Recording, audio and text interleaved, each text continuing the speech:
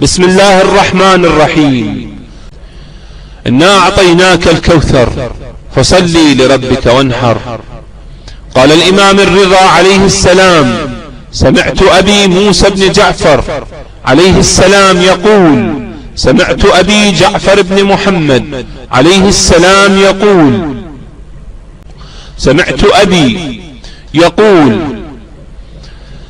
سمعت أبي علي بن الحسين عليه السلام يقول: سمعت أبي الحسين بن علي عليه السلام يقول: سمعت أبي أمير المؤمنين علي بن أبي طالب عليه السلام يقول: سمعت النبي صلى الله عليه وآله يقول: سمعت الله عز وجل يقول: لا إله إلا الله حصني، فمن دخل حصني أمن من عذابي. قال: فلما مرت الراحلة نادانا بشروطها وأنا من شروطها. والحق أقول لكم وأنا من شروطها: أتيتكم باسم الإمام المهدي عليه السلام، ولم أطلب مشيئتي بل مشيئة الذي أرسلني، لم أطلب مجدي بل مجده، فمن لا يقبلني لا يقبل أبي الذي أرسلني. والحق أن من لا يكرم الابن لا يكرم الأب الذي أرسله.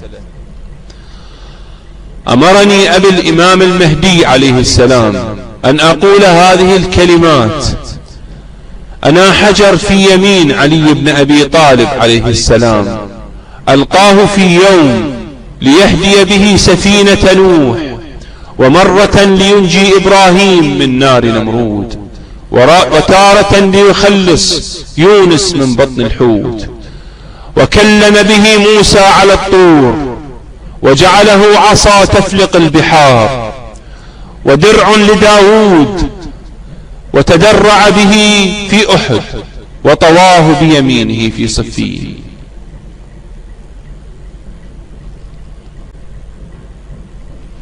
من له أذنان فليسمع.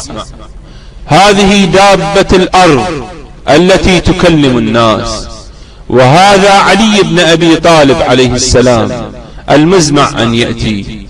إذا وقع القول عليهم أخرجنا لهم دابة من الأرض تكلمهم أن الناس كانوا بآياتنا لا يوقنون.